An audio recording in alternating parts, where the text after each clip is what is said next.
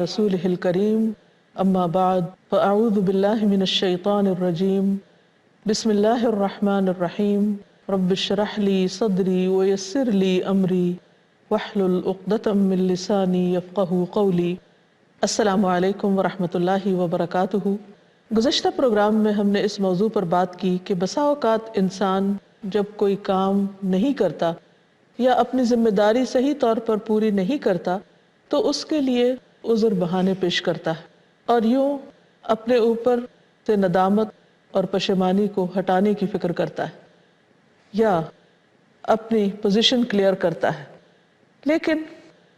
بسا اوقات انسان دوسرے کو بلیم کرتا ہے، اپنے گناہ کی ذمہ داری دوسرے پہ ڈالنے کی کوشش کرتا ہے۔ لیکن یہ حقیقت ہے کہ جو انسان جو بھی کام کرے گا اچھا یا برا وہ خود اس کا ذمہ دار ہوگا، کوئی دوسرا نہیں۔ قرآن مجید میں اللہ تعالیٰ فرماتے ہیں ان احسنتم احسنتم لانفسکم وان اسأتم فلہا، اگر تم نے اچھا کیا تو خود اپنی ذات کے لیے اچھا کیا، اور اگر تم نے برا کیا تو اس کی ذمہ داری بھی اسی پر ہے۔ لہا ما کسبت وعلیہا ما اکتسبت، انسان کے لیے وہی کچھ ہے جو اس نے کمائی کی، اور جو اس نے غلط کام کیا اس کی ذمہ داری بھی اسی پر ہے۔ یعنی ہر شخص اپنے کیے کا خود ذمہ دار ہے، وہ کسی اور پر اپنا بوجھ نہیں رکھ سکتا اور کوئی دوسرا بھی اس کا بوجھ نہیں اٹھائے گا۔ دنیا میں بہت دفعہ ایسا ہوتا ہے کہ انسان غلطی کرنے کے بعد اپنی چرب زبانی کی وجہ سے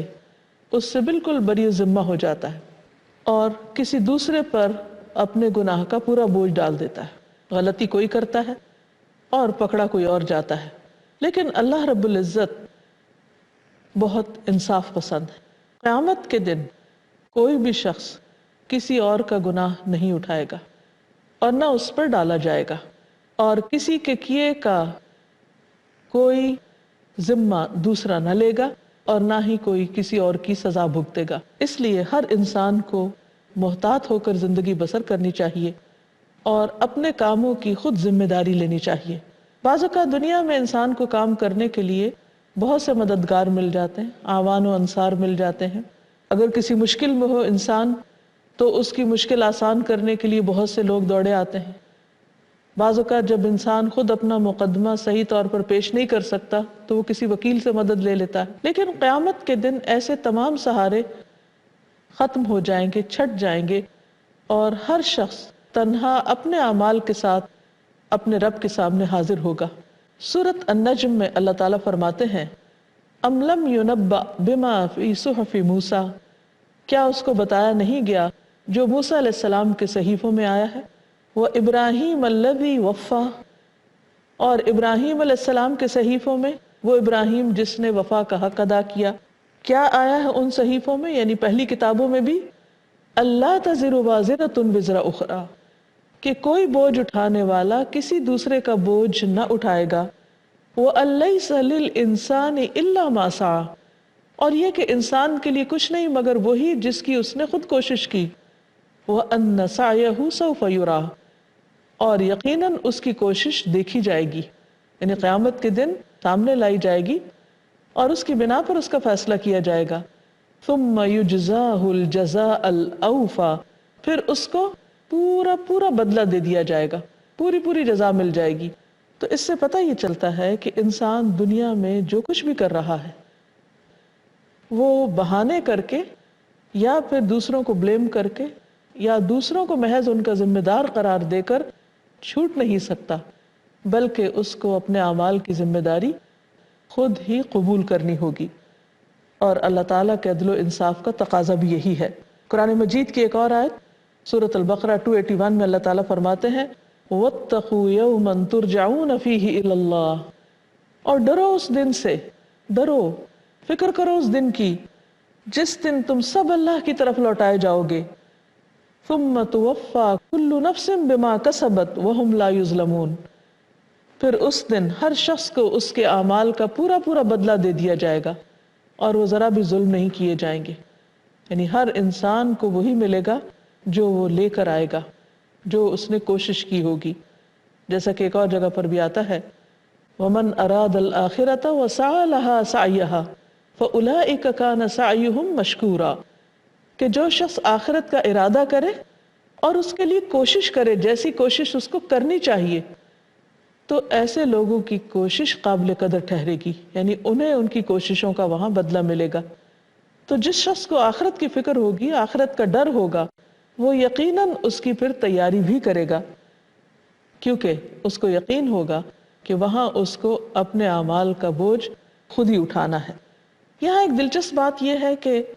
اعمال کے لیے یا خاص طور پر گناہوں کے لیے وزر کا لفظ استعمال ہوا ہے، بوجھ کا، کیونکہ گناہ ایک بوجھ ہی ہوتے ہیں جو انسان کے ضمیر پر بھی بوجھ بنتے ہیں، دل پہ بوجھ بنتے ہیں، اور قیامت کے دن انسان ان کو اپنے کندھوں پر اٹھائے ہوئے ہوگا، اپنی پیٹھ پر اٹھائے ہوئے ہوگا۔ رسول اللہ صلی اللہ علیہ وسلم نے فرمایا، کوئی شخص قیامت کے دن اس طرح نہ آئے کہ وہ اپنی گردن پر ایک ایسی بکری اٹھائے ہوئے ہو جو چلا رہی ہو اور مجھ سے کہے کہ اے محمد صلی اللہ علیہ وسلم مجھے عذاب سے بچائیے، میں اسے یہ جواب دوں گا کہ میں تیرے لیے کچھ نہیں کر سکتا۔ اور ایک طویل حدیث ہے جس میں اور چیزوں کا بھی ذکر آتا ہے کہ گناہ جو ہے وہ اپنی اصل شکل میں انسان کے لیے واقعی ایک بوجھ کی شکل میں اس کے کندھوں پر سوار ہوں گے۔ جس قسم کا اس نے قصور کیا ہوگا اسی قسم کا اس کے اوپر بوجھ لاد دیا جائے گا، اور یہ اس کو خود ہی اکیلے اٹھانا ہوگا، کوئی اور کسی کی طرف نظر اٹھا کے بھی نہیں دیکھے گا، اور اگر کوئی یہ چاہے گا کہ دوسرا آئے اور اس کا بوجھ اٹھا لے تو اٹھانے بھی نہیں دیا جائے گا۔ قرآن مجید میں آتا ہے سورۃ الدخان میں، یوم لا یغنی مولا ام مولا شیئا، جس دن کوئی دوست کسی کے کچھ کام نہ آئے گا، ولا هم ینصرون، اور نہ وہ مدد دیے جائیں گے، الا من رحم اللہ، مگر جس پر اللہ تعالیٰ رحم فرما دے۔ سورۃ الانعام میں اللہ تعالیٰ فرماتے ہیں وَهُمْ يَحْمِلُونَ أَوْزَارَهُمْ عَلَى ظُهُورِهِمْ، اور وہ اپنے بوجھ اپنی پیٹھوں پر اٹھائے ہوئے ہوں گے۔ حدیث کے الفاظ میں کندھوں کا لفظ آتا ہے جبکہ قرآن مجید کی اس آیت میں پیٹھ کا ذکر آتا ہے۔ بہرحال انسان اپنے گناہ اپنے اوپر اٹھا کر قیامت کے دن تنہا کھڑا ہوگا۔ اس کا نقشہ اللہ تعالیٰ یوں بیان فرماتے الا ساء ما یزرون، خبردار کتنا برا ہے جو وہ بوجھ اٹھائے ہوئے ہیں،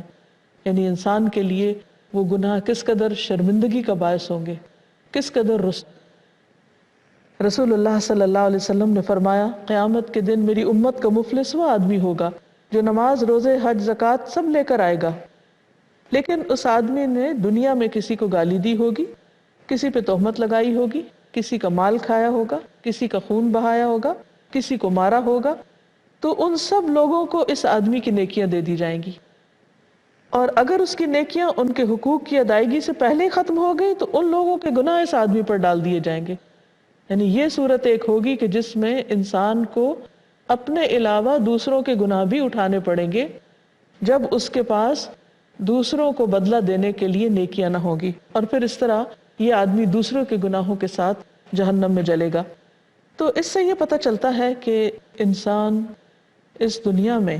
سوچ سمجھ کر اپنی فری چوائس کے ساتھ، صحیح ارادے اور نیت کے ساتھ اچھی زندگی بسر کرے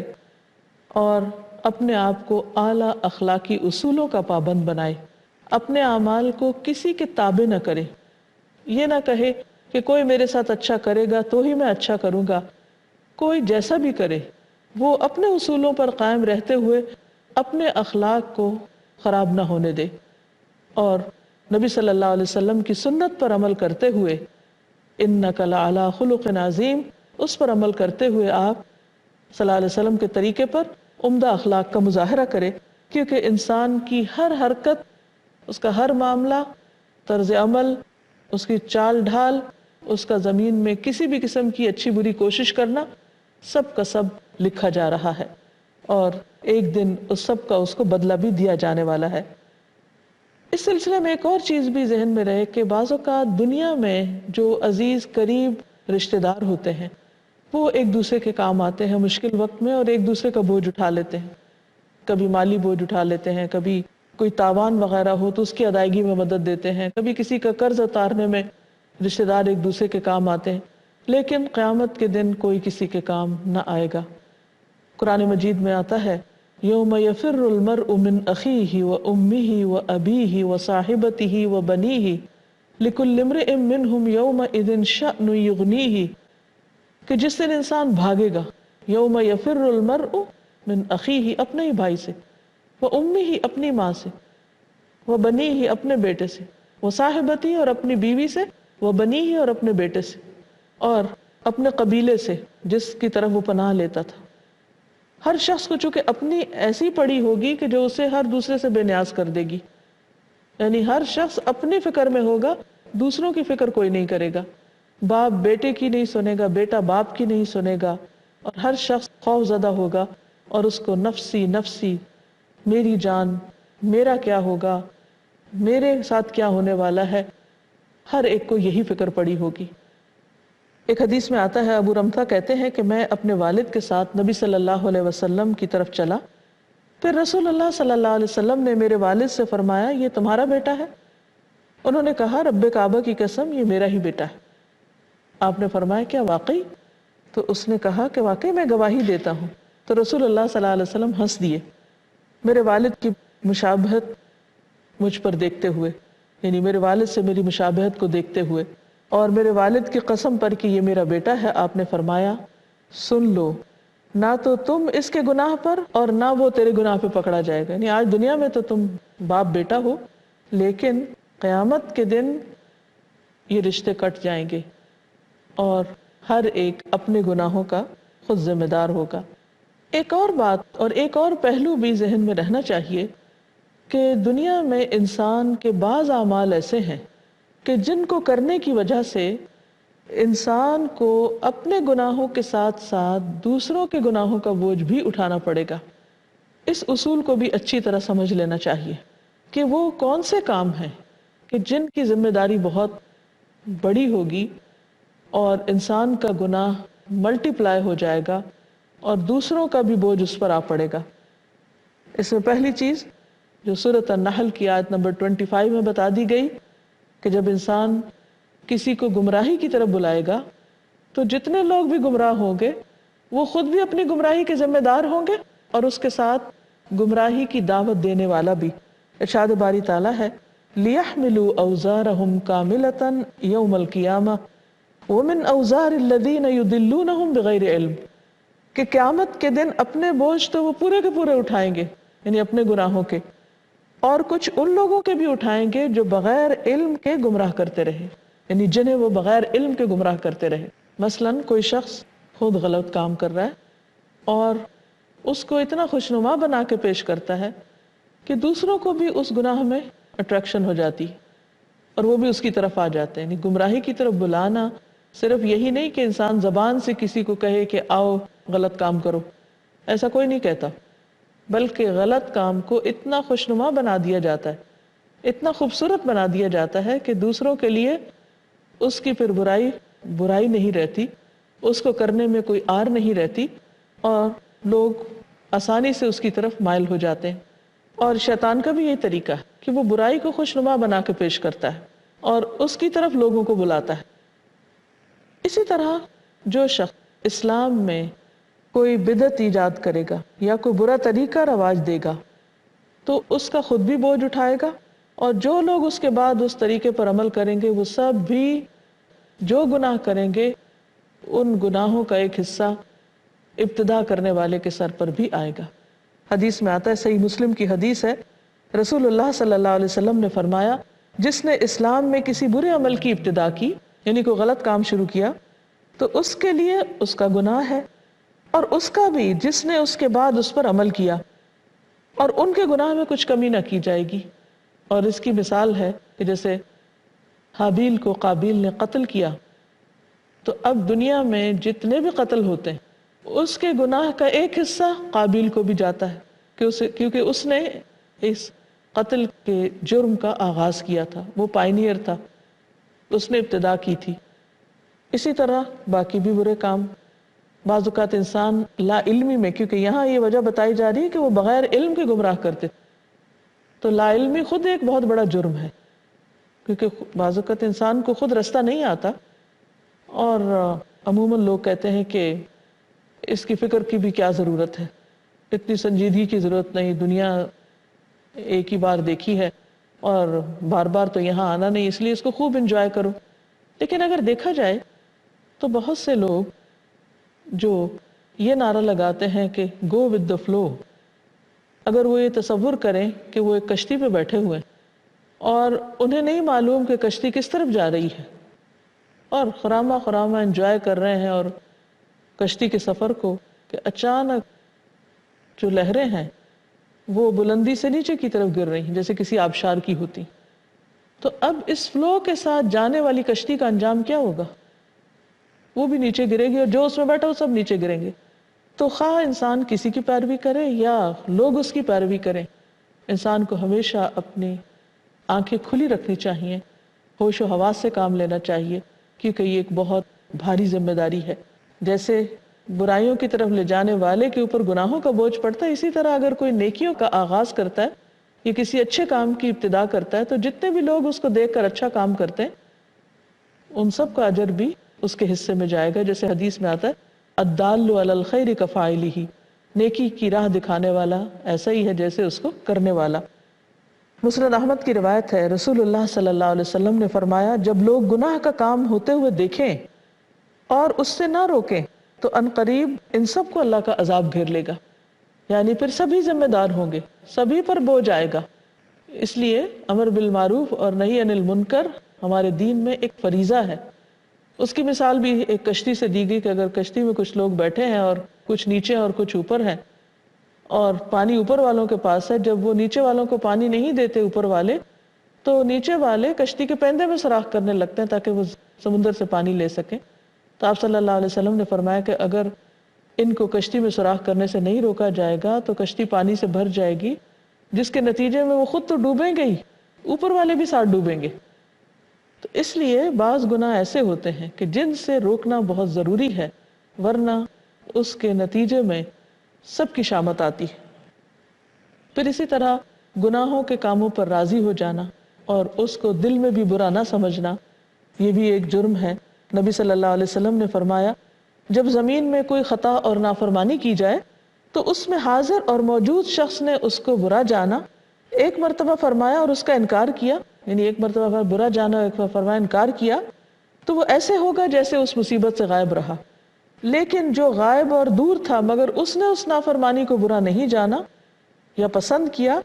تو وہ ایسے ہوگا جیسے وہ اس میں حاضر تھا. اسی لیے بنی اسرائیل کو عتاب کیا گیا قرآن مجید میں بارہا ان کے آباء و اجداد کے غلط کاموں پر، حالانکہ ان کی ذمہ داری تو خود انہی پہ ہونی چاہیے تھی. نبی صلی اللہ علیہ وسلم کے دور میں جو بنی اسرائیل تھے وہ براہ راست تو وہ غلط کام نہیں کر رہے تھے، لیکن ان کو کیوں ان پر اللہ تعالیٰ کی ناراضگی ہوئی؟ کیونکہ وہ اپنے آباء و اجداد کے ان کاموں کو برا نہیں سمجھتے تھے. تو جب انسان کسی برائی کو دیکھتا ہے اور اس کو برا نہیں سمجھتا تو وہ شخص بھی پھر اس میں ذمہ دار قرار پاتا ہے. بعض لوگ یہ کہتے ہوئے سنائی دیتے ہیں کہ اچھا تم برا کام کر لو، تمہاری ہم ذمہ داری لے لیں گے، قیامت کے دن ہم تمہارا گناہ اپنے سر پہ لے لیں گے. لیکن یاد رکھیے کہ دنیا کی بھی کسی عدالت میں کوئی چور یہ کہہ کے نہیں چھوٹ سکتا کہ مجھے فلاں نے کہا تھا چوری کرو تو اس لیے میرا تو کوئی قصور نہیں. یہ عذر کام نہیں آئے گا، کیونکہ چور کے پاس خود اپنی عقل سمجھ بھی تھی.